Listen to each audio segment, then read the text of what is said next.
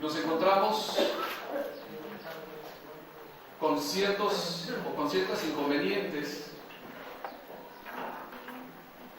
tanto en el uso de la palabra del Señor como en el ejercicio de la palabra, pero también como en el servicio a Dios. Y es necesario que nos introduzcamos de esta manera.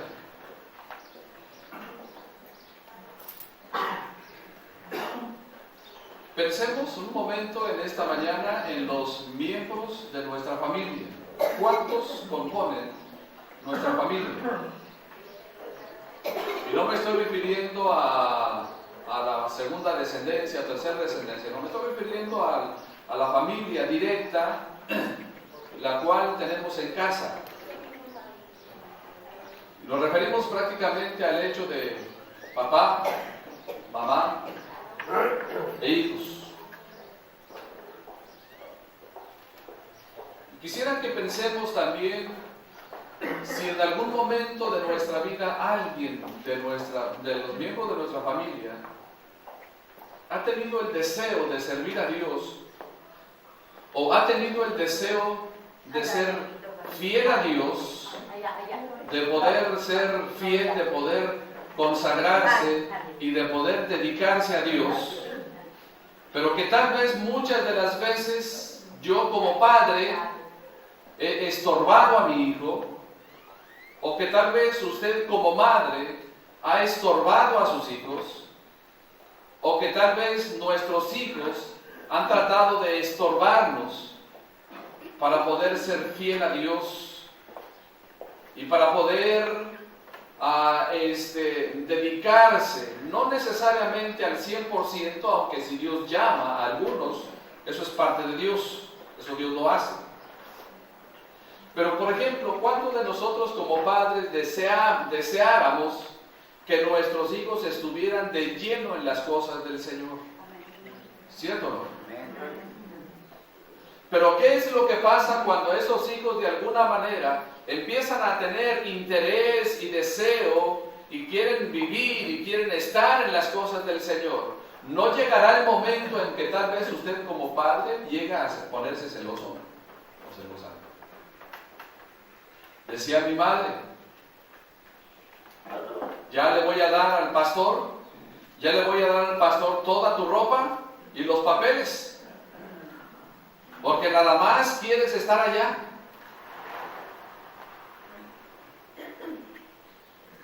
Dios me llamó, yo tenía el deseo, yo no podía realmente contener el deseo de tal manera que llegó el momento, hasta en cierto sentido, de que mi madre se puso un poco celosa. ¿Qué pasaría entonces, hermanos, si ustedes como padres, si nosotros como padres le damos el apoyo a nuestros hijos para que sean fieles a Dios?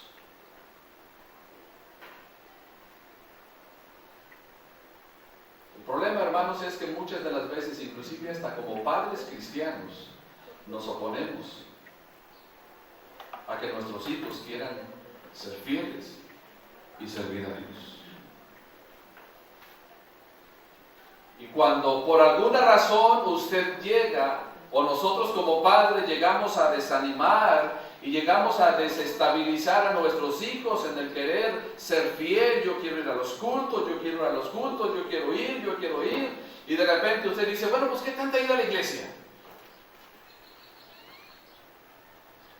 Usted y yo vamos a dar cuenta a Dios por ese deseo de nuestros hijos de ser fieles, que querían ser fieles a Dios, y nosotros hemos tenido la culpa de apagar ese deseo.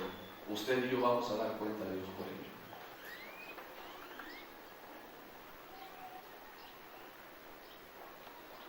Pero luego tenemos la otra cara de la moneda. La esposa quiere ser fiel a Dios y quiere servir a Dios en lo que quiere hacer o en lo que puede hacer, y nosotros como varones estamos con nuestra carota. ¿Qué tanto eso de la iglesia? ¿Qué tanto de participar en esto, de participar en aquello? ¿Y por qué tanto de eso? usted será responsable como varón. Si reprime, si ahoga el deseo que su esposa puede tener para ser fiel a Dios y para servir a Dios. O la otra cara de la moneda. El esposo quiere ser fiel a Dios, quiere de alguna manera decir, si el pastor necesita que vayamos a algún lugar, vamos, y en fin, todo lo que tenga que ver con la obra del Señor. Y de repente la señora se enoja. Y hasta se quiere poner celosa del pastor.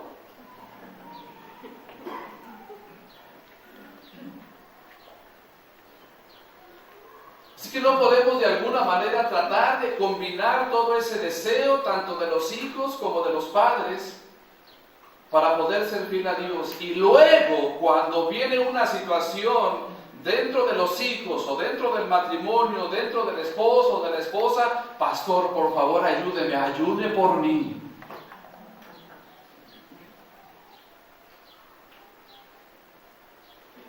Yo siempre voy a estar dispuesto para que usted venga, para poder aconsejarle, para poder orar por usted, pero usted es responsable de sus decisiones. A través de todo estos años de ministerio que Dios nos ha dado, hemos visto tantos casos que hemos visto. Y hemos visto a hijos que no han tenido el apoyo por parte de sus padres para servir o para ser fieles a Dios. Y luego los encontramos en un lugar completamente opuesto, en el mundo y las cosas del mundo. No se justifica, definitivamente.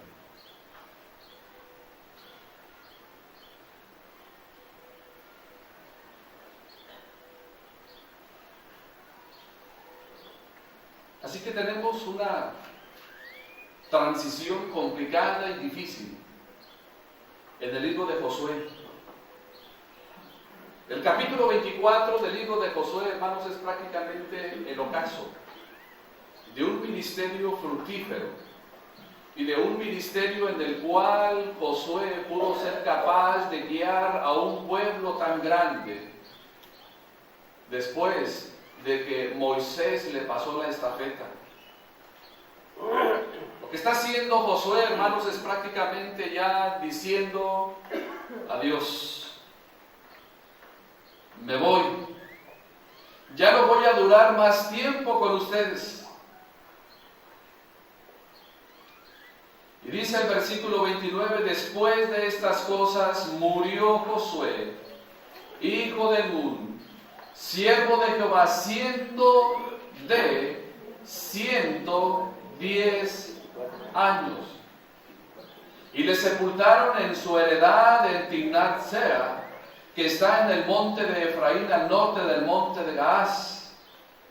Y sirvió Israel a Jehová todo el tiempo de Josué, y todo el tiempo de los ancianos que sobrevivieron a Josué, y que sabían todas las obras que Jehová había hecho por Israel. Y enterraron en Siquem los huesos de José, que los hijos de Israel habían traído de Egipto en la parte del campo de Jacob, que compró Jacob de los hijos de Amor, padre de Siquem, por 100 piezas de dinero, y fuese posesión de los hijos de José. También murió Eleazar, hijo de Aarón, y lo enterraron del collado de Fines, su hijo, que le fue dado en el monte de Efraín. Así que Josué tenía una preocupación. Como yo no sé si usted tiene preocupación como padre de familia, y más como padre cristiano, como madre cristiana, yo no sé si realmente usted y yo tenemos una preocupación vívida, una preocupación con el interés correcto y santo de parte del Señor, de que un día vamos a morir y qué va a ser de nuestros hijos, de que un día ya no vamos a estar con ellos para poderles, como comúnmente se dice, para poder ayudarles. Y tal vez no les hemos dado las herramientas para seguir confiando en un Dios vivo y verdadero. O tal vez nosotros les hemos estorbado. Y tal vez sí les hemos enseñado a ser educados. Y tal vez sí les hemos enseñado a portarse bien. Pero tal vez estamos fallando en el asunto de la palabra de Dios. Porque déjeme decirle una cosa, hermano. Todas las familias de nuestra sociedad le enseñan buenas cosas a sus hijos. Pero otra cosa es la palabra de Dios. Llegamos al versículo número 15. Quiero solamente que veamos el versículo 15 y luego vamos a ir a los contextos para llegar al versículo 15.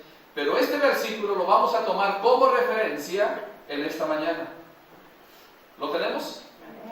Dice, léalo conmigo, dice: y si mal os parece servir a Jehová, escogeos hoy a quien sirváis, si a los dioses a quienes sirvieron vuestros padres, cuando estuvieron al otro lado del río, o a los dioses de los amorreos en cuya tierra habitáis, pero yo y mi casa serviremos a Jehová. ¿Qué sucedió antes de que Josué llegara a esta pequeña porción de la palabra? ¿Qué le dice en sí cuando lee este versículo? ¿Qué le enseña de por sí, hermanos, a la simple lectura de este versículo, el versículo número 15? ¿Qué le enseña de inicio? ¿Qué nos enseña? ¿Qué enseñanza tiene para nosotros este pequeño versículo? Y si mal os parece. Ahora, esa frase sí dice muchas cosas. Y si mal os parece, traducido al mexicano, ¿cómo sería? Si te molesta, si no te agrada, si no estás contento, si no quieres, si te parece mal.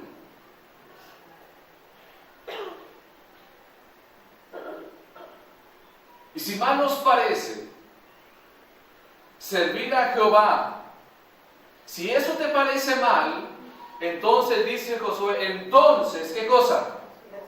Entonces escoge. Toma una decisión. Entonces escoge. ¿Qué es lo que vas a escoger? Hermanos, ¿qué es lo que vamos a escoger?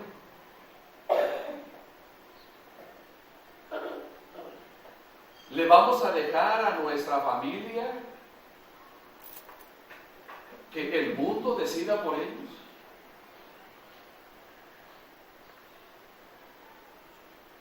¿Vamos a dejar a nuestra familia que nuestra sociedad defina por ellos?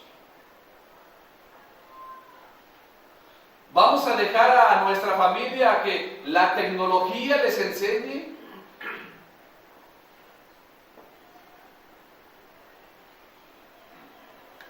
Y si mal os parece servir a Jehová, escogeos hoy a quien sirváis. Estamos realmente, hermanos, en un mundo de contradicciones. Mientras que por un lado los hijos quieren ser fieles a Dios y los papás les estorban. Hay papás que quisieran que sus hijos fueran dedicados y consagrados. ¿Sí o no, hermanos?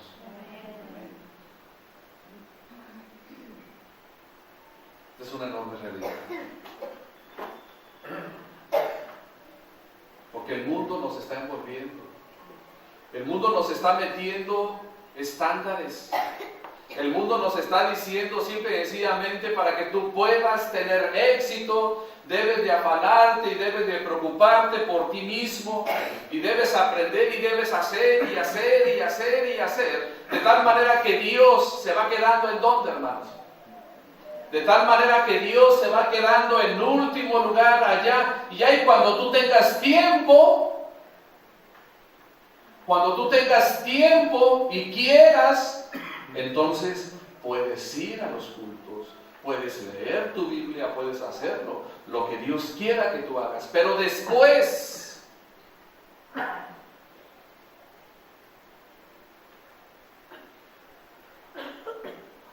y no nos damos cuenta de que nosotros mismos estamos siendo de estorbo y de tropiezo. De tal manera que cuando ya queremos de alguna manera enderezar ese arbolito, es muy complicado. Yo no digo que sea imposible, pero es mucho más complicado y es mucho más difícil.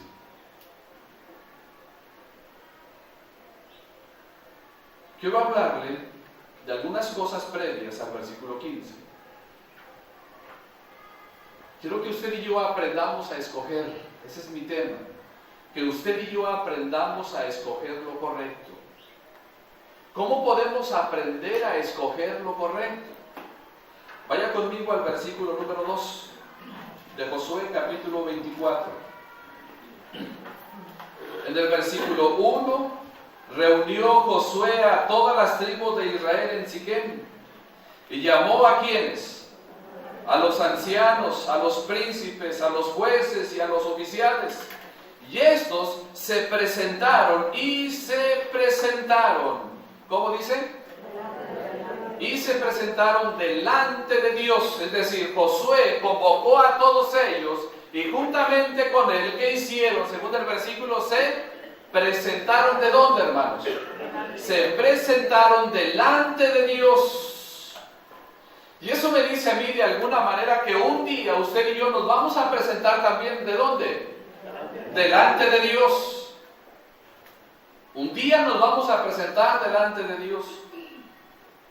Y en la presencia de Dios, dice el versículo 2, y dijo Josué a todo el pueblo, así dice Jehová, Dios de Israel, vuestros padres habitaron antiguamente al otro lado del río, esto es, Taré, padre de Abraham y de Nacor. Y lea la última frase, ¿cómo dice?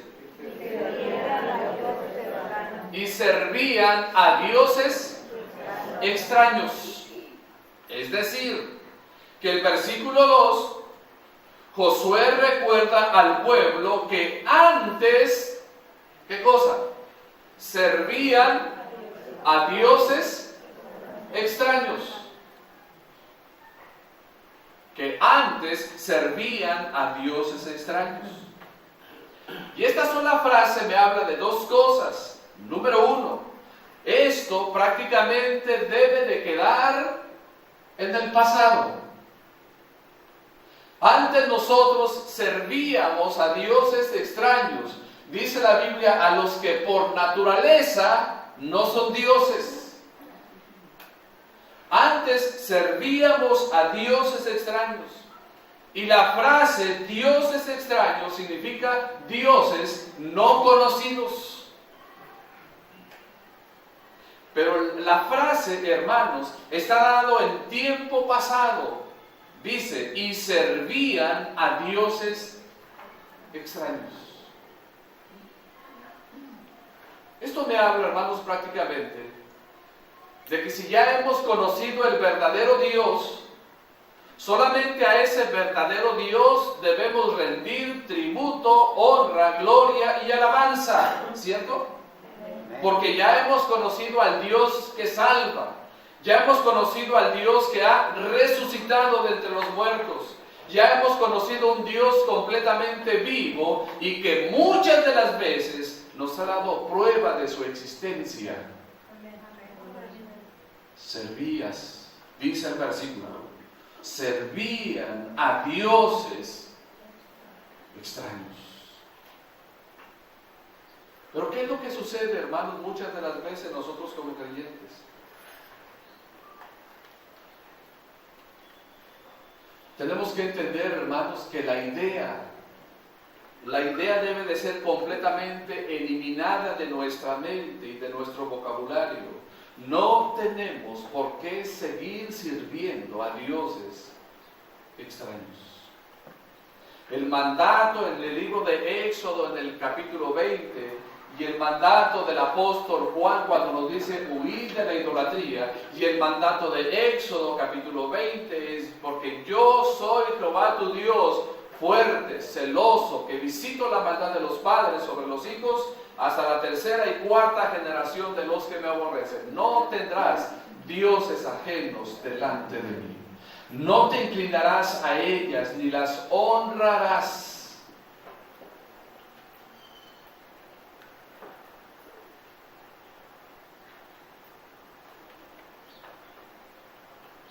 ¿Sabían ustedes, por ejemplo, que ese cantante Adrián Romero dice que no tiene nada de malo?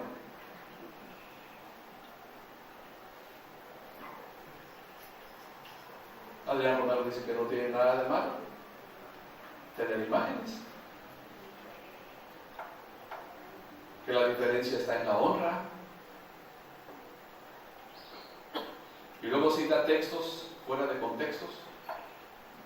Cuando Dios le dijo a Moisés en el libro de Números que cuando alguien fuera picado o mordido por una serpiente, que debería de Moisés erigirse una serpiente de bronce, y que el que mirara allá después de haber sido picado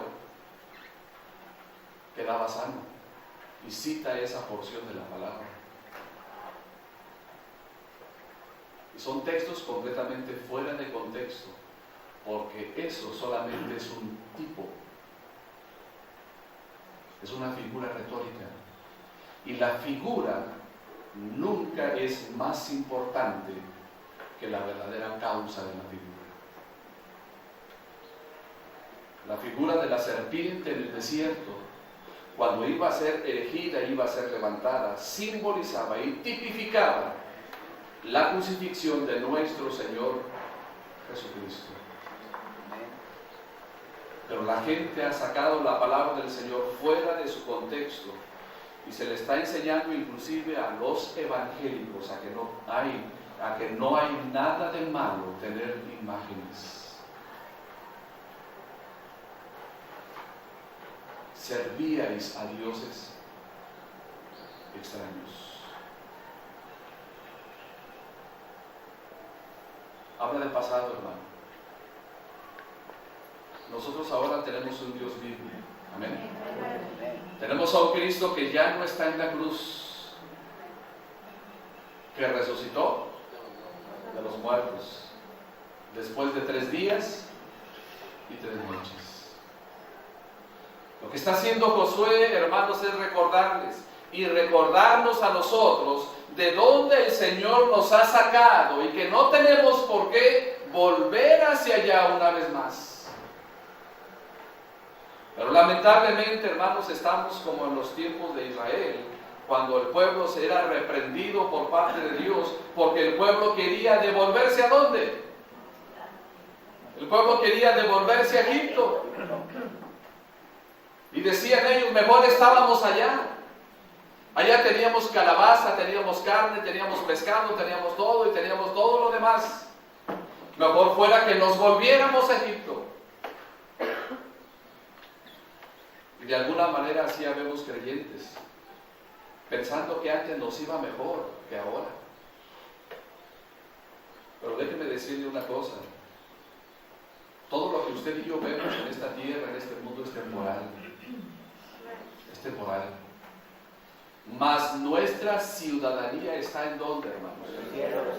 En los cielos. Esa es nuestra verdadera ciudadanía. Número 2.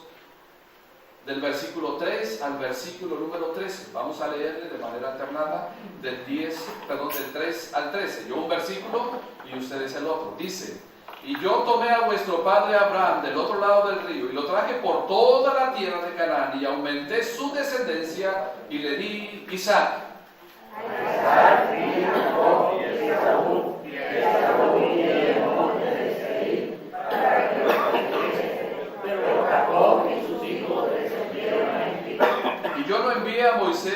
Y yo envié a Moisés y a Aarón, y herí a Egipto conforme a lo que hice en medio de él, y después os saqué. Saqué a nuestros padres de Egipto, y cuando llegaron al mar, los egipcios siguieron a vuestros clamaron a Jehová, él puso oscuridad entre vosotros y los egipcios, hizo venir sobre ellos el mar, el cual cubrió, y vuestros ojos vieron lo que hice en Egipto. Después estuvisteis muchos días en el desierto. Yo os introduje en la tierra de los amorreos que habitaban al otro lado del Jordán, los cuales pelearon contra vosotros, mas yo los entregué en vuestras manos, y poseísteis su tierra, y los destruí de delante de vosotros. Después se levantó Balac, hijo de Zippor, rey de los moabitas, y peleó contra Israel, y envió a llamar a Balaam, hijo de Beor, para que os maldijese. Mas yo no quise escuchar a Balaam, por lo cual os bendijo repetidamente, y os libré de sus manos. Pasasteis el Jordán, y vinisteis a Jericó, y los moradores de Jericó pelearon contra vosotros, los amorreos, fereceos, cananeos, heteos, gergeseos, heveos y jebuseos, y yo los entregué en vuestras manos. Y envié delante de vosotros pájaros, los cuales los arrojaron delante de vosotros, esto es, a los dos reyes de los amorreos, no con tu espada ni con tu arco. 13. Y os di la tierra por la cual nada trabajasteis, y las ciudades que no edificasteis, en las cuales moráis, y de las viñas y olivares que no plantasteis. Este versículo es interesante como el contexto. Ahora miren, pónganme atención por favor aquí. En la primera parte dijimos que Josué recuerda al pueblo que antes servían a dioses extraños. Del versículo 3 al versículo 13, Josué recuerda las bendiciones recibidas de parte de Dios para el pueblo. Y es interesante notar cómo Josué hace un pequeño resumen al pueblo de Israel. En primer lugar dice que aumentó la descendencia. Aumentó la descendencia. Dice el versículo. Y yo tomé a vuestro padre Abraham del otro lado del río y lo traje por toda la tierra de Canaán y aumenté su descendencia y le di Isaac. Y luego empieza a decir la manera como se fue creando, fue Dios multiplicando la descendencia. Entonces Dios, por medio de Josué, recuerda al pueblo que él, Dios, le había dado a Abraham una descendencia tan grande por fe que al final se la dio. Pero en el versículo 7 habla de otra bendición recibida de parte de Dios. Dice el versículo 7, y cuando ellos clamaron a Jehová, él puso oscuridad entre vosotros y los egipcios, e hizo venir sobre ellos el mar, el cual los cubrió, y vuestros ojos vieron lo que hice en Egipto, después estuvisteis muchos días en el desierto. Es decir, que recibieron la protección de parte de Dios. Y luego dice el versículo número 12, y envié delante de vosotros tábanos. ¿Usted conoce los tábanos? Qué aguerridos son esos tábanos. Y cómo duele. No sé si es mordida o picadura, pero el dolor es muy buen dolor. ¿A cuánto usted le ha picado un tábano? ¿Sí le ha picado uno? Particularmente si usted vive cerca de la sierra o cerca va al monte o una parcela o lo que sea, hay tábanos terribles. Y envié delante de vosotros tábanos, los cuales los arrojaron de delante de vosotros, esto es, a los reyes de los amorreos. Dice, no con tu espada ni con tu arco. ¿Qué le dice esa frase, hermano? Que el pueblo no utilizó, ¿qué cosa? No utilizó ni la espada ni el arco. ¿Qué fue lo que Dios usó para echar fuera a los enemigos? Plagas o tábanos. Ellos no se esforzaron absolutamente nada. Dios fue el que hizo la obra por ellos. Y es interesante lo que dice el versículo 13. Y os di la tierra por la cual, mire, lea esta porción de una manera detenida. Es decir, Dios les dio la tierra. Dios les dio la tierra. Dice, por la cual, ¿qué dice? Hasta ahí. ¿Cuánto trabajaron? nada, por la cual nada trabajasteis. Y las ciudades, ¿qué cosa? Que no edificasteis, en las cuales moráis. Y luego dice, y de las viñas y olivares, ¿qué cosa? Que no plantasteis. ¿Cómo se llama eso, hermano? Eso se llama provisión, eso se llama bendición de parte de Dios.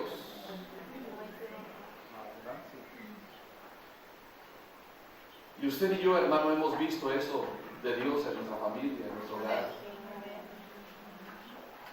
Y Dios nos ha bendecido, y Dios nos ha dado, y Dios ha provisto, y Dios ha suplido, y Dios ha estado con nosotros.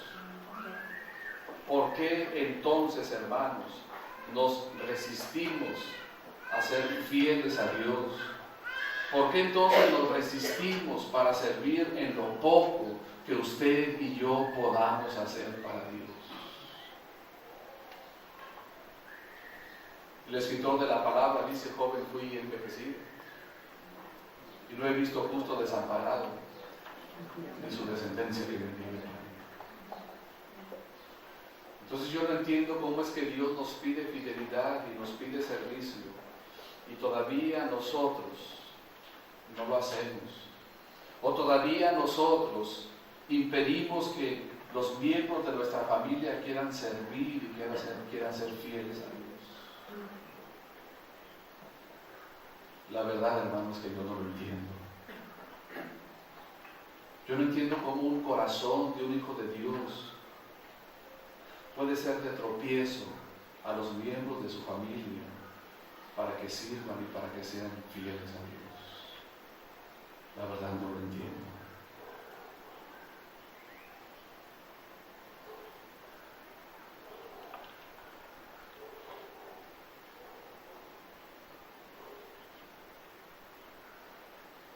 Fíjense lo que está haciendo Josué. Ahora, si usted ve este versículo y se lo toma por la otra cara de la moneda, usted va a decir, esto es un reproche. Porque hay quien puede ver la palabra del Señor desde otro punto de vista, ¿cierto? Este es un reproche. Entonces ahora yo debo de servir porque Dios me ha dado. No se equivoquen, hermano, no nos equivoquemos. Lo que la Biblia está haciendo simplemente nos está enseñando las realidades. ¿Sí me explico? Dios nos está enseñando las realidades. Esto es así. Siempre ha sido así y siempre será así.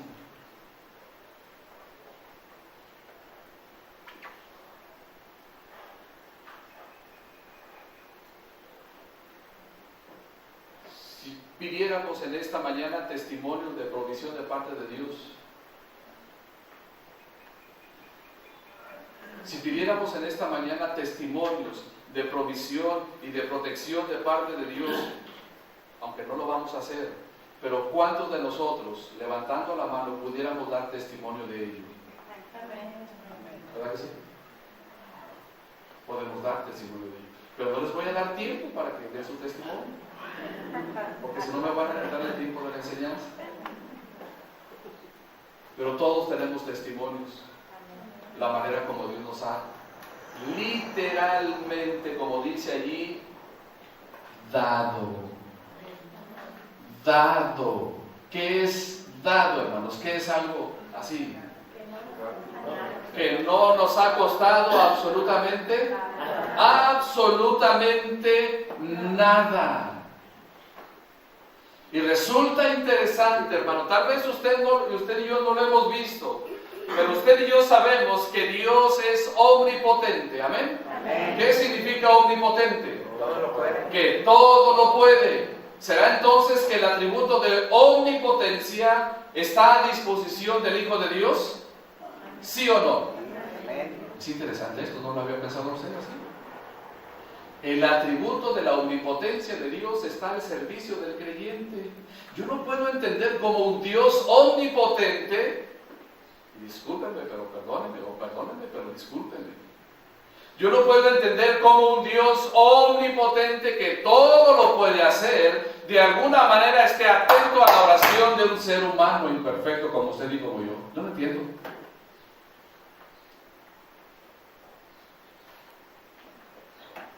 La verdad es que no lo entiendo. Sé pasajes de la Biblia que me enseñan y me dicen, porque lo sé.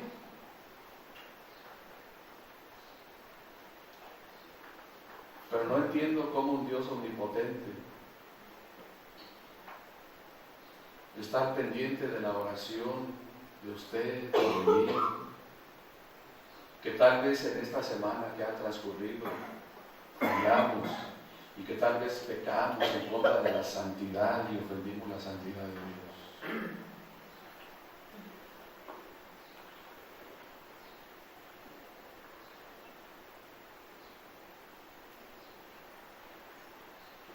Pero así es Dios. Así es Dios. Él da. Nosotros no. ¿No se ha dado cuenta? Nosotros cuando damos queremos que la mano derecha sepa.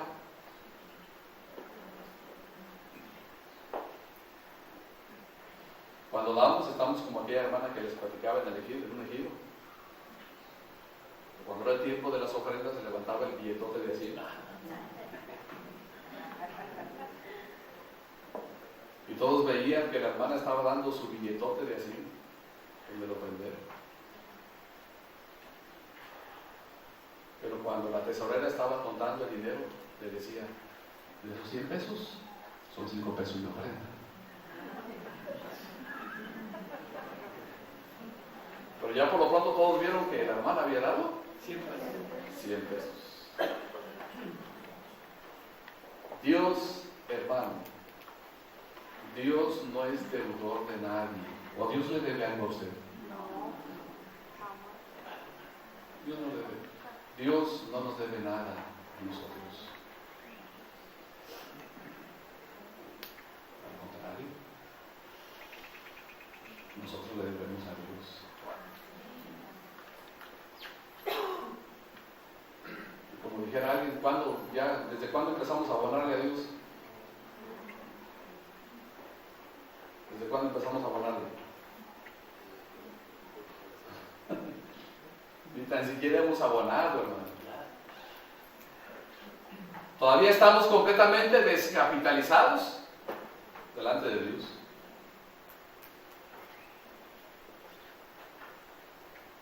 Y os di la tierra por la cual nada trabajasteis, las ciudades que no edificasteis, las cuales moráis, y las viñas y olivares que no plantasteis, coméis. Número 3. Versículo 14. Vean conmigo el versículo 14. ¿Cómo dice? Ahora pues, temed a Jehová y servidle con integridad y en verdad, y quitad entre vosotros los dioses a los cuales sirvieron vuestros padres al otro lado del río y en Egipto, y servid a Jehová. El versículo número 14 nos enseña varias cosas. Por ejemplo, el punto principal es que ahora el pueblo es enfrentado con los mandamientos de Dios. Ahora el pueblo es enfrentado con los mandamientos de Dios. ¿En qué radican estos mandamientos de parte de Dios? Los mandamientos son 3.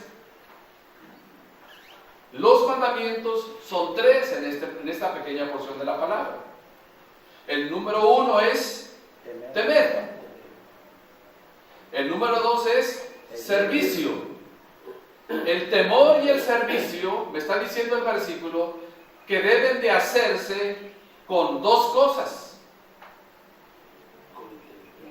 Con integridad y en verdad. ¿Ya lo detectó?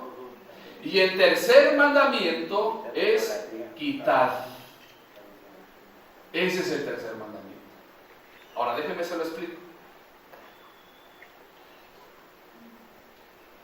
Jamás podremos escaparnos de los mandamientos en la palabra de Dios. ¿Lo sabía? ¿Qué pasa cuando un creyente lee la Biblia y le pregunta a Dios, Señor, ¿qué mandamiento tienes para mí en esta porción que voy a leer? Y déjeme decirle una cosa, siempre va a encontrar un mandamiento. Pruébelo en su casa. Es más, si usted quiere, abra la Biblia al azar como usted quiera, aunque no le aconsejo que lo haga. Pero abra la Biblia y en su lectura consecutiva, ábrala y dígale al Señor, Señor, ¿qué mandamiento tienes para mí en esta porción que voy a leer? Y déjeme decirle que va a encontrar el mandamiento de Pablo de Dios. Lo va a encontrar. Pues por eso yo no quiero leer la Biblia. ¿Por qué? Porque voy a encontrar un mandamiento de Dios allí.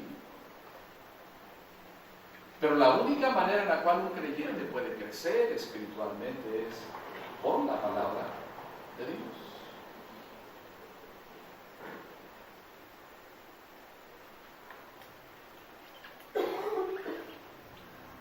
Ahora déjenme les explico esto.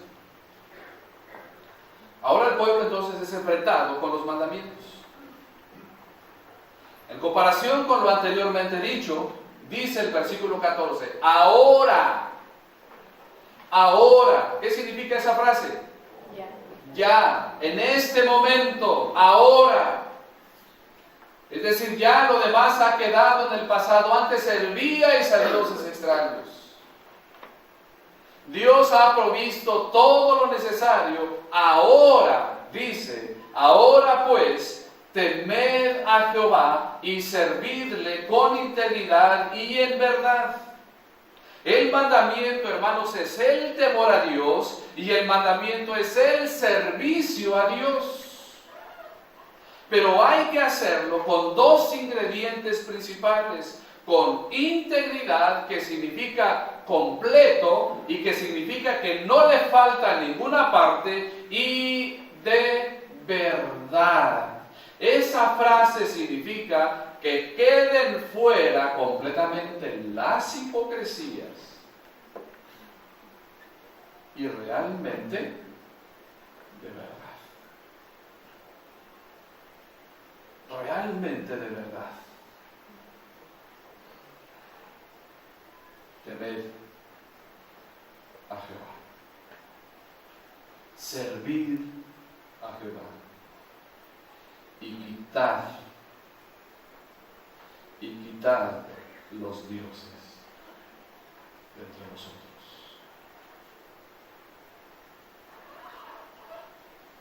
De tal manera que yo me pregunto una cosa: ¿qué es lo que no nos lleva a tenerle temor a Dios? ¿Y qué es lo que nos lleva a no servir a Dios? Solamente una cosa, que tal vez nosotros todavía no hemos quitado. Que tal vez nosotros todavía no hemos quitado. Usted me dirá: pastor, es que yo no tengo nada en mi casa. Y es cierto, porque en la mayoría de las casas que he visitado no hay nada. Pero no hay nada visible. No he visto en ninguna casa que he visitado, he visto por ahí algo visible que le quite la adoración a Dios. Pero ¿qué tal acá?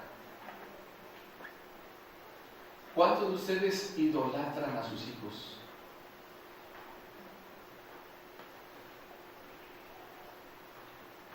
Eso es pecado. Eso es pecado. ¿Por qué, pastor? ¿Que acaso no debo de amar a mis hijos? Sí, no le estoy diciendo eso.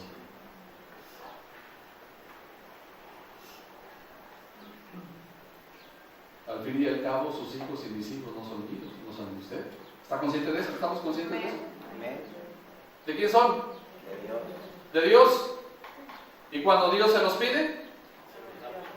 ¿Ah, verdad? No, señor, aquí no, no, aquí, con mis hijos no te metas. Con mis hijos no.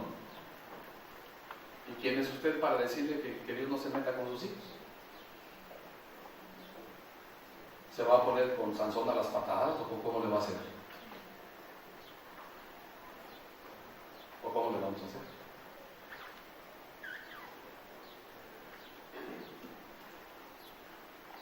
daría mi vida por mis hijos. Yo le creo. Yo le creo. Y yo sé que usted y yo somos sinceros cuando decimos eso.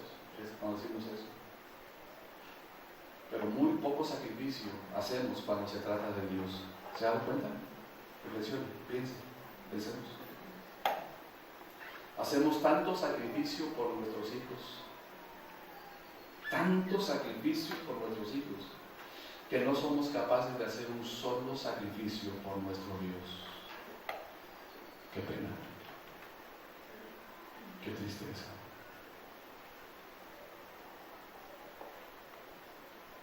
Cuando el que nos ha bendecido es Dios, cuando el que nos ha protegido ha sido Dios. Yo no estoy hablando de no amar a nuestros hijos, yo amo a mis hijos. Yo quiero a mis hijos.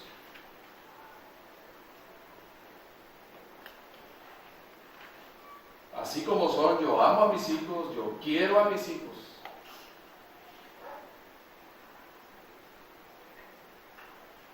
Pero siempre les hemos dicho, hijos, Dios está por encima, inclusive hasta de ustedes.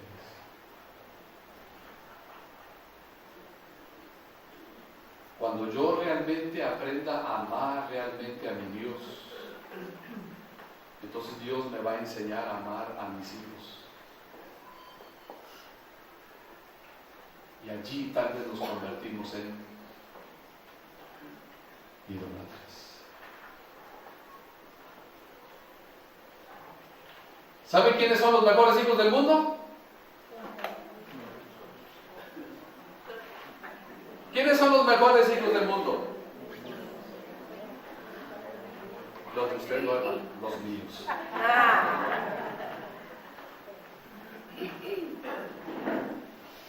A veces nos cegamos tanto, no, mi hijo es incapaz de hacer eso.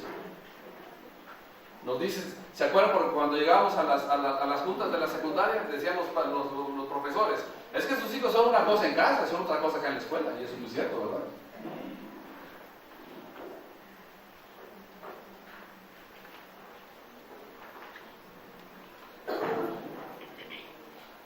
Así que el mandamiento es temer a Dios.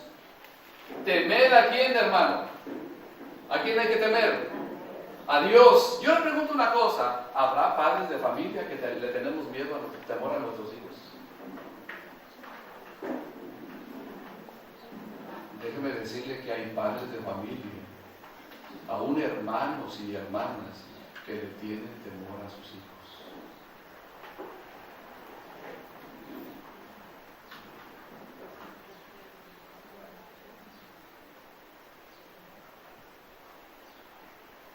Le tienen más temor que al viejo.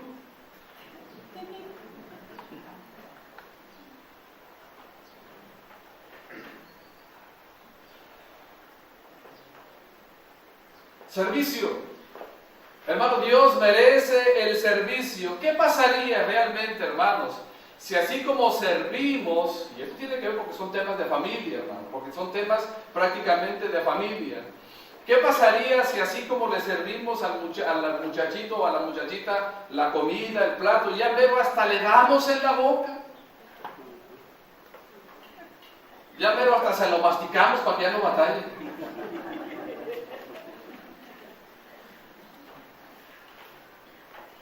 ¿Qué pasaría si ese mismo servicio lo trasladáramos a Dios, que merece todo nuestro servicio? Un día nuestros hijos se van a ir de casa, ¿sí o no? Un día nuestros hijos se van a ir de casa.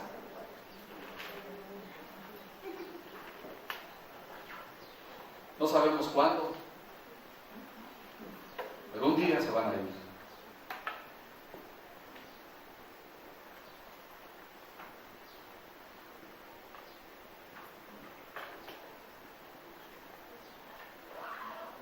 Cuando se van de casa y empiezan a vivir aparte, quieren que el esposo sea igual que su papá, ¿O quieren que la esposa sea igual que su mamá? Porque de repente el hombre dice, no, es que así no cocinaba mi mamá. Así no cocinaba mi mamá. Es que yo estaba acostumbrado a que mi mamá me mimaba.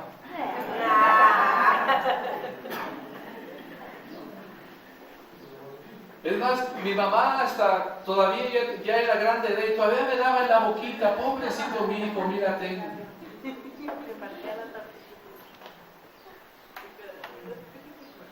Hasta me enfriaba la sopita y me la daba.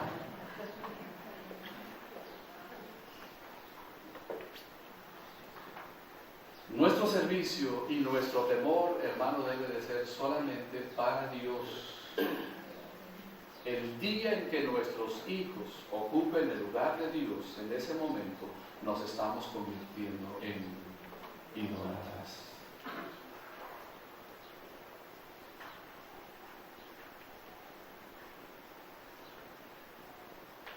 Ahora pues, temed a Jehová y servidle con integridad y en verdad, y quitad entre vosotros los dioses, los cuales sirvieron nuestros padres al otro lado del río y en Egipto, y servid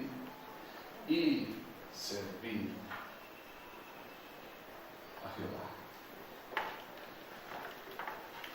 Termino con el versículo 15.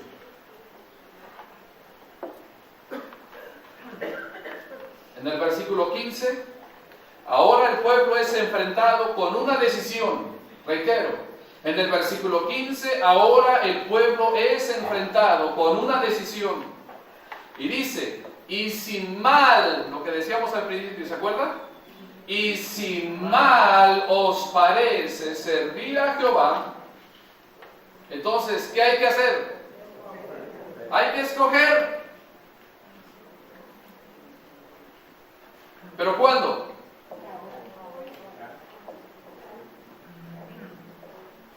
Dijera alguien, hizo facto. Escogeos hoy. Y hoy no me refiero a lo del político aquel. Hoy hay que escoger ya. Pastor, esa frase es muy drástica, es muy radical. La realidad, hermanos, es que la situación lo ha ameritado. La situación realmente lo ha ameritado. Y si mal os parece servir a Jehová, escogeos hoy a quien sirváis. Y les pone la opción: si a los dioses a quienes sirvieron vuestros padres cuando estuvieron al otro lado del río, o a los dioses de los amorreos en cuya tierra habitáis. ¿Pero qué dice Josué?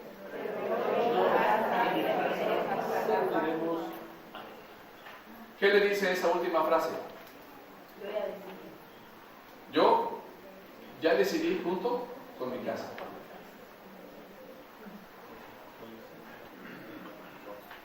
Ahora ustedes tienen que decidir. Es lo que está diciendo Josué.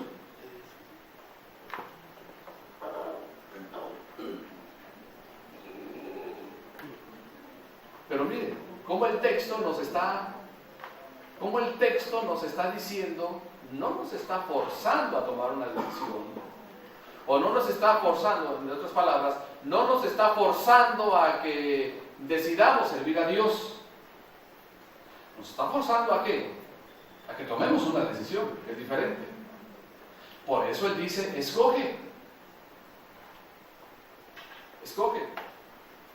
Le voy a poner un ejemplo muy sencillo. Usted tiene 2 platos enfrente de usted, de comida, por supuesto. Tiene el primer plato contiene 2 enchiladas y un pedacito de carne. El segundo plato contiene 5 enchiladas y un trozote de cecina. Y si a eso le sumamos que por alguna razón no desayunó ni almorzó, es más, ni hasta comió. Y eso está más o menos como para las 6 o 7 de la tarde. ¿Qué va a escoger usted?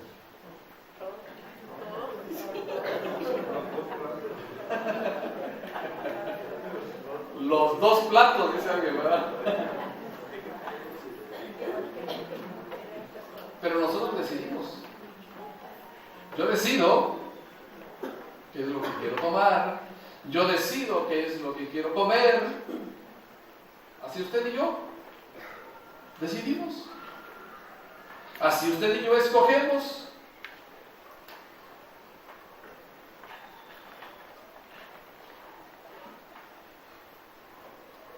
Lo menos que tengo yo es andarle presionando a usted para que sirva y para que sea fiel. Mi compromiso es enseñarle lo que dice la palabra. Quiero que lo asimilemos, hermano. Mi compromiso es enseñarle lo que dice la palabra. La decisión es de usted. Y solo de usted. Así que nosotros tenemos la capacidad de escoger.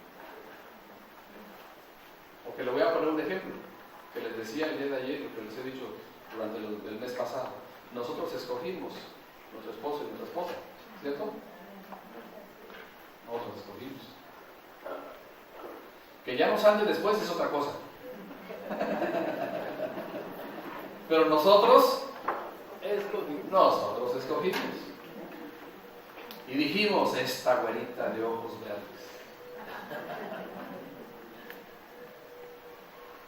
Y usted dijo, esta chaparrita. Nosotros escogimos. Así Dios nos dice, escoge. Escoge a quién vas a servir. Quiero decir lo siguiente, hermanos. ¿Por qué a veces no escogemos servir a Dios? ¿Por qué a veces no escogemos ser fiel a Dios? ¿Qué acaso Dios es mal patrón? ¿Acaso Dios es mal patrón? No, hermano.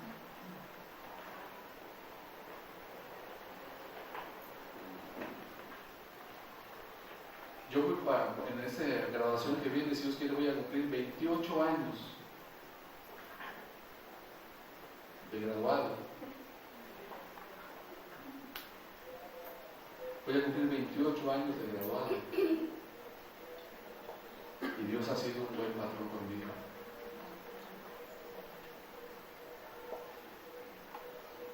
Y nos ha dado. Y me ha dado. Y nos ha dado. Hasta para dar y regalar. Yo no me puedo quejar del patrón que tengo. Mal haría. Pruébelo. Pruébelo. Y dígale a Dios, Señor, voy a probar temerte. Voy a probar servirte. Voy a probar quitar todo lo que me estorba y dedicar mi servicio y mi fidelidad solamente a ti. Voy a probar, pero muchos de nosotros no queremos probar. No queremos probar. Porque pensamos que Dios nos va a fallar. Porque pensamos que Dios nos va a abandonar. Porque pensamos que Dios no va a cumplir. Pero esa es una trampa del enemigo. Hermano, Dios es un buen padre. ¿Exige? Sí, exige. Pero paga bien. Muy bien. Muy bien.